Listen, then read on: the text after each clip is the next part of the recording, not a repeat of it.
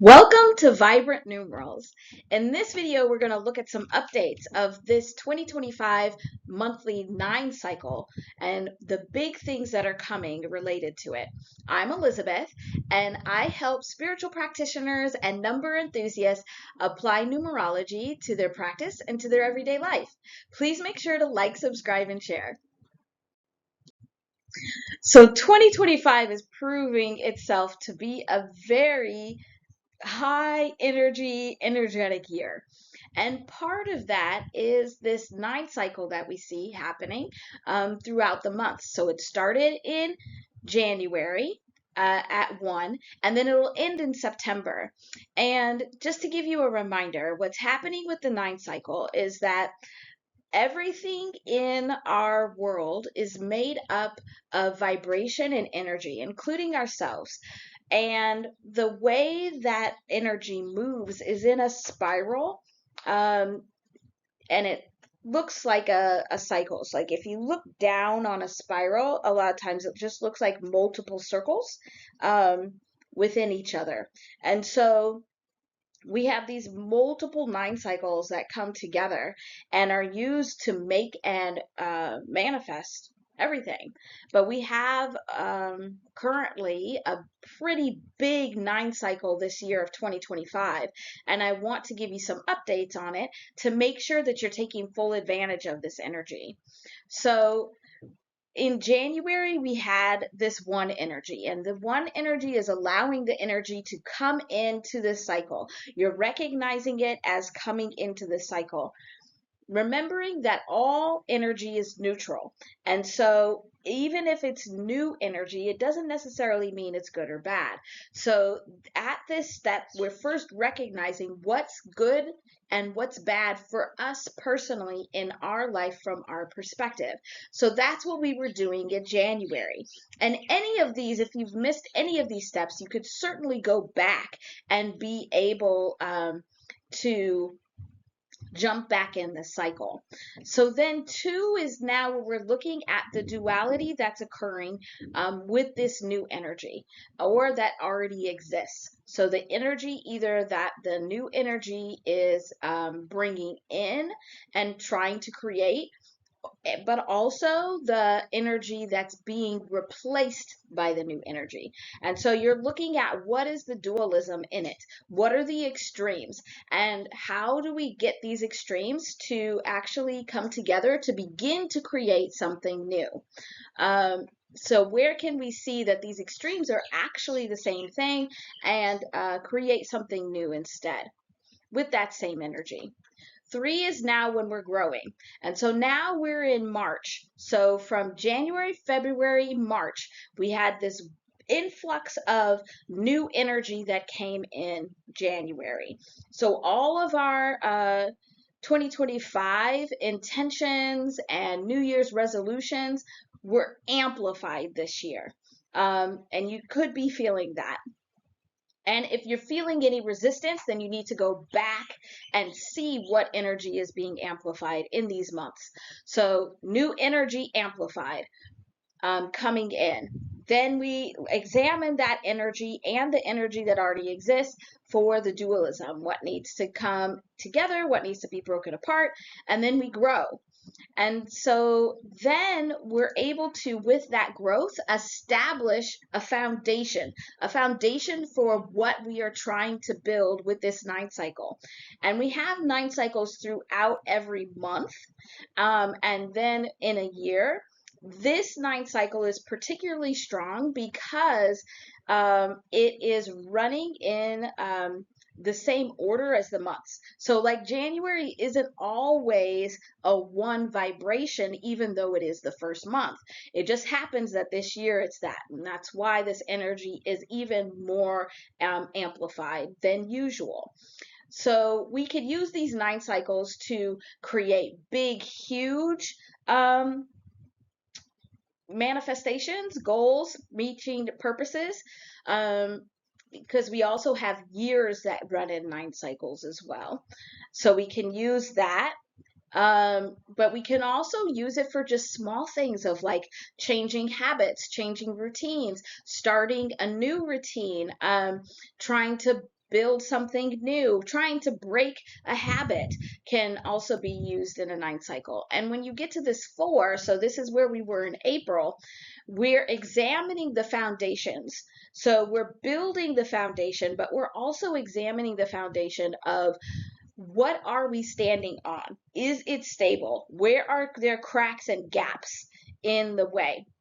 So if there's anything that you are now, I'm making this video in July of 2025. So if you've gotten to July and things do not feel stable, go back and look to see what was happening in April. See what you can find as what were some of maybe the cracks and gaps in the foundation, in the stability that were actually revealed then, and how can you make adjustments for that. Because then in May, we were able to make very big changes very quickly. So when we identified what needed to happen to make our foundation stronger and to build it up, so that growth that started in March with that 3 had a firm, solid beginning. Now we can make those changes that we needed to make very easily in May. So then in June, so just last month, now this is where we had to really examine our comfort zones of, all right, we've made these changes, but what are the changes that we're comfortable with? And what are some that we're uncomfortable with? And which are the ones that we need to keep and which ones do we need to have go away? Because with our comfort zones, we could be comfortable in a space that is good for us, that's helping us grow and build, but we could also be comfortable with things that we should not be okay with. And so we have to be able to recognize where those comfort zones and can we break them down. Same thing with being uncomfortable. There's times that we could be feeling uncomfortable, but it's actually the best thing for us because it's pushing us forward to do something new, to create something new, and that's really important. So look back at June and see what were some of the comfort zones that were being tested. That you were really being pushed on, especially related to any of those intentions or New Year's resolutions that you started in January. So now we're in this month of July, and July is this 7 energy, and 7 is action, but it's action in flow. It's like this perfect combination of the masculine energy of taking action, but with intuitive flow and in the flow of energy of like recognizing what the flow of energy is and being able to move with that. Now where you could see some problems here is if in February, where you were having to see what was dualistic and what could be getting rid of and what could be created new so that you weren't battling this dualism. If you did not do that, now when you get to July in this movement, this action, you could be unclear of what the flow is, or you could be trying to go in multiple directions at the same time, and that flow is going to be choppy. You could also be trying to go against the flow if you weren't recognizing what were some of these extremes that came in with this energy with at around the new year. And so take the rest of this month in July to really make sure that you are pumping through those actions. And your actions can also just be writing down what your goals are and what you are going to do, putting a timeline together, putting a routine together. It doesn't have to be all of the actions because that's not necessarily in flow. Because if the flow is moving slower, you trying to force actions in that slower flow could be more detrimental because that's not 7. So it could also just be goal planning making your routines, making your timelines, creating the systems to be able to help these manifestations grow. What we have coming up in August and in September are some very big energies. And that's why I wanted to do this video, to make sure that everybody was going back and looking at these other months, understanding where we are in this 9 cycle so we could prepare for August and especially for September. So in August, now we're at 8, and 8 is all about infinitely cycling energies, which is karma. That's the one that people look at the most. But this is also what we would look at as reap what you sow. It's harvest time. And that's very neutral, where this could be a good thing or a bad thing based on the actions that you've taken at that 7, but also what energy you've let in at 1. If you've looked at and faced and worked with the dualism at 2, if you've allowed growth to happen in the right ways, if you've built a strong foundation, if you've made the changes that needed to happen, and if you examined your comfort zones. Now you're starting to create this cycle. And these infinitely cycling energies is anything that's repetition. So this can be as simple as like your habits and routines. Like, are you starting to get in the flow of where it really truly is a habit? Have you fully broken that cycle that you had the resolution to release starting in January? Did you break that bad habit? I know one for me was I wanted to make sure that I was in a much better routine of going to the gym regularly, even if I did not feel like it. And so making sure that I'm examining, are those cycles of what I wanted to have done really coming together?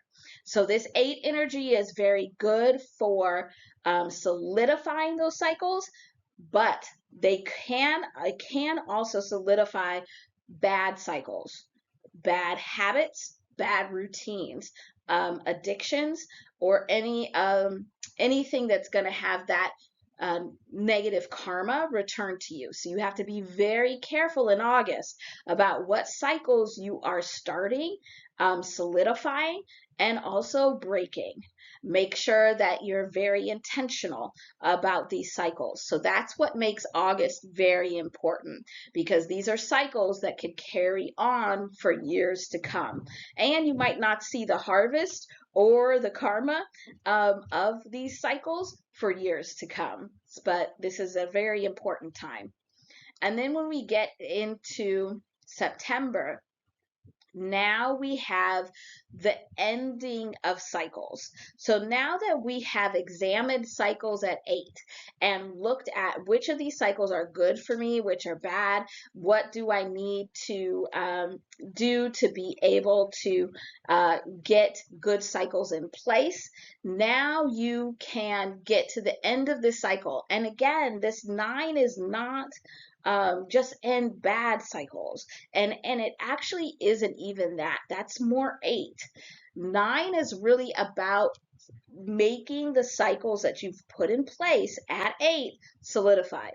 Now it's super strong. Now it's dialed in, and we're on the road. Like, we're making momentum. So if you've heard that, like, if you have momentum, it's really hard to stop. And so at this point, we have established the path, and we have established the momentum, and we're moving forward. The 9 and the 1 sit right next to each other, because the beginning is the end, and the end is also the beginning. So in 9, you do get new energy coming in. Because energy cannot be created or destroyed, all it's doing is it's shifting where that energy is going. So if you've reestablished what those intentions are, and you've created the cycles in that 8 energy, now you can solidify it in 9, and you can take energy from different places to solidify it, make it stronger. And we're able to use these 9 cycles together to keep things rolling. So that's actually really good to use these 9 cycles for like your 3-month plan, your 6-month plan, your like annual goals, your 3-year goals, your 5-year goals, your 10-year goals. You can use these 9 cycles together to build up to those. The other thing that makes September really, really important is that we are in a 9 year. So 2025 adds up to 9. And so this whole year is all about identifying cycles that need to end. It's very easy to end cycles in this year, but that means in September that this 9 energy is triple amplified. And whenever we have a day in September that equals 9, so there's 3 of them. It's the 9th, the 18th, and the 27th. Now it's these 3 9s together. Big, huge momentum, big, huge movement towards ending these cycles and repurposing energy. So again, just kind of like with 8, you have to be very careful and intentional about what you are ending and what you are solidifying with this energy. So hopefully this is helpful. I'll make another video to give you more specifics of exactly what you could do if you're not in this 9 cycle yet, and we'll keep it moving. Thank you for watching all the way to the end. Hopefully this 9 cycle discussion will be helpful for you. Please leave it in the comments below what questions you have. How are you going to use this 9 cycle? And how can I help you to use this 9 cycle even more? Thanks for being here. Make sure to like, subscribe, and share. Bye.